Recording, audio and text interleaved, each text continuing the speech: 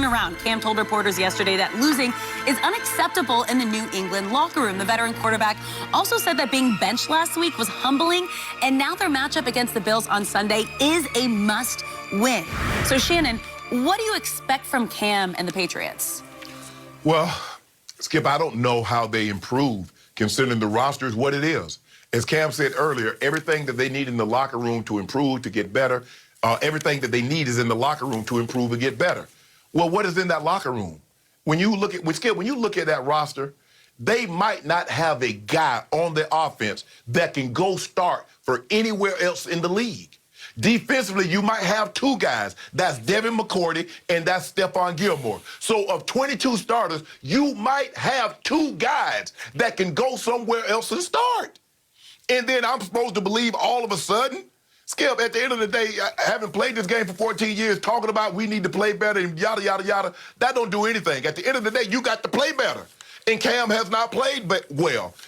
And when you throw 0 touchdowns and you got 5 interceptions, and your defense is not 85 Bears, 2,000 Ravens, 02 Bucks, Skip, you're going to lose. You're going to lose those games because your offense is already putting your defense on a short field, and your defense isn't lights out like they were the first half of last year when they were giving up fewer than 8 points a game. So I expect them to struggle again. Now, could Coach Belichick dial up something, confuse Josh Allen? Because Josh Allen has come somewhat back down to earth. He's still playing well, but not like he was in the first 4 weeks of the season. But, Skip, I just don't see it, Skip. When I look at this roster and I look at this team, I'm like, how in the hell are they going to get better with what they have that's in that locker room? I mean, you keep hearing, well, he might trade for this guy, he might trade for that guy. They're more than one player away on offense or defense to get them to where they need to be or where they want to be.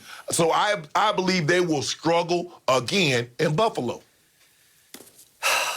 Unfortunately, so do I. Shannon, I'm feeling sorrier and sorrier for Cam Newton. He's in the wrong place at the wrong time. And I look at what he's left with at receiver at Buffalo against your arch rival within the division, the team I thought would win the division, a game that now Cam calls must win as they've fallen to 2-4. And do you realize his 3 receivers still healthy, who are going to be in the starting lineup, I guess, are Jacoby Myers, undrafted out of North Carolina State, Damiere Byrd, who they picked up from Arizona, undrafted out of South Carolina, and Gunnar Olszewski. I'm pretty sure Gunner's going to have to play high plays in this game as the 3rd receiver, who was undrafted out of Bemidji State, which is a D2 school up in Minnesota. Yeah. Gunner. That's what you're working with. 3 undrafted receivers because Julian Edelman, broken down, beat up. Now he's got to have some kind of scope on his knee. He led the league in drops last year.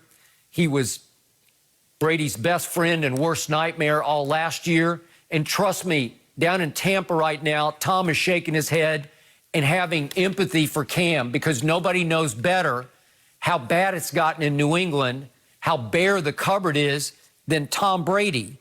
This is embarrassing. And yet Cam gives great press conference. He took that one over yesterday. I loved everything he said. It's highly entertaining because he has huge personality. But his quote about when he was asked about losing, losing is not acceptable in this locker room, in this county, in this state, in this area, in this region. So Cameron Newton, you need to pick your expletive up. That's what I've learned, okay? I loved it. It was a great quote. Everything he said he got humbled by being tapped on the shoulder by Belichick and replaced in the 4th quarter by Jarrett Stidham. And yet, he says, I try to stay positive and speak it into existence. I don't think you can speak this one into existence because, Shannon, look at the tight ends. Look what Brady's doing with Gronk in Tampa. All of a sudden, Gronk's come back to GOAT life. And now look what Gronk's done. He's caught 22 balls for 280 yards and 2 touchdowns. All of the Patriot tight ends combined have caught 8 balls for 88 yards and no touchdowns. And Belichick went out in the 3rd round in this past draft and drafted 2 tight ends. One of them, a rookie named Dalton Keene from Virginia Tech, who finally got in a game last week. That was his first game, and he did catch the one ball that was thrown to him.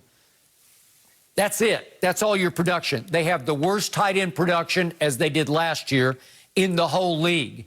They've caught a grand total of 13 passes as tight ends. How can you win with that? Belichick has let this go from bad to worst. And the guy who's paying for it is Cam. And Shannon, isn't this a microcosm of Cam's career? Because remember those first 2 games he played as a pro, coming out of Auburn, national champ, Heisman winner, even won a championship at Blinn Junior College in Texas. And here he comes into pro football, and I thought he was going to take the world over. He throws for 422 at Arizona in his first pro game, and then came home to throw for 432 against Aaron Rodgers in Charlotte, obviously, for Carolina. And after that, he never sniffed a 400-yard game since. And he's had very few 300-yard games. And how did he start off in New England this year? Well, the first game against Miami, he took it over mostly with his legs because he ran 15 times for 75 yards and 2 touchdowns. And then he goes to Seattle and throws for almost 400 yards, 397, and ran 11 times for 47 more, 2 touchdowns. And as you know, it went down to the last play, and if he just bounced it outside, they would have pulled off the big upset on a Sunday night at Seattle. Correct. Okay, and that was it. And then the last 3 games, Cam has 1 touchdown to 6 interceptions. So it sort of mirrored his career a little bit, that his QBR of the last 3 has been 15, an average of 15, which is scale 0 to 100, woeful. It's horrible. Yeah, and it's the worst in all of pro football over the last 3 games. Well, am I condemning Cam for that? I'm not. You can only do so much with what you have to work with, and it's like he's playing with both hands tied behind his back in New England, as Brady felt like he was much of last year. So, Even Skip, go ahead. Your brother's a chef. Yeah. Even the best chef need the proper ingredients to make a nice meal. Yeah. I mean, yeah, he can make us whip up something, but sooner or later you're like, you know what? I just don't have what it takes. And then Cam looks back and he sees what he left in Carolina. He sees Samuel. He sees DJ Moore. They got Mike Davis. Yeah. Christian McCaffrey's coming back. He's like, man. Agreed. Look what I had and look what I have. Yep, I agree. And Skip, like I said, I don't see how, looking at this roster, and I know what Cam said. Cam says we have everything we need in the locker room. To do what? To win no more games? And by the way, speaking of my brother, I just wish this pandemic would start to subside so he could reopen all his restaurants full force, because this is rough on restaurateurs right now, as you know. Especially, Skip, in Chicago, because you can't be outside. No. You can't be outside now. Outside is ended. Yep. Yeah. At least in California and Florida and some of the warm weather states, you could open up, have patios. A little ain't no bit. Ain't no patio going on in Chicago. No, Chicago's summer, and I lived there for a while. It lasts about 2.5 months, so summer's way over there. So in the end, I got Buffalo winning this game 24-10 because I don't know how Cam's going to score many points.